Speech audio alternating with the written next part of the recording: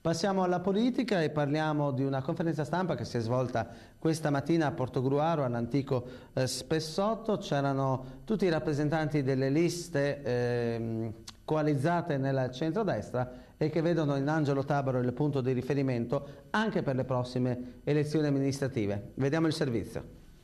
Mentre da una parte abbiamo la preoccupazione della propria sedia, cioè il fatto che Bertoncello faccia un altro ricorso, basta, non ne possiamo più di questi ricorsi. E noi ci vediamo tutti compatti, ci siamo ritrovati con l'intenzione anche di seguire quelle che sono le attività del commissario, il quale ha dichiarato che farà tutto quello che è in regola, tutto quello che è necessario, ma anche quello straordinario se c'è la condivisione delle parti, delle forze politiche.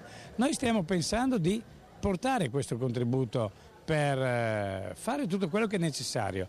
L'abbiamo dimostrato, i 4 sottopassi di Summaga, il commissario firma gli atti e arriveranno i finanziamenti regionali, quindi i sottopassi di Summaga non è un atto di ordinaria amministrazione, sono 6 milioni di euro che arrivano dalla regione, quindi ci sono delle cose che si possono fare in questi mesi. Senta, l'attacco al settimanale? Beh, l'attacco settimanale, scusate, esiste una... Lei si è scagliato con parole un po' troppo dure però, consigliere Tabaro. Ma guardi, quando un giornale diocesano usa una pagina intera per dare adito, dare spazio, dare voce a quella campagna ormai di stampa che vuole dimostrare che il commissario porta i danni, distrugge la città. Beh, a questo punto qui non c'è equilibrio politico. Io dico, il vescovo... Non l'hanno interpellata per capire anche da lei il suo parere, mi sembra strano. Nessuno mi ha chiamato per dire che né me né alcuni dei consiglieri diciamo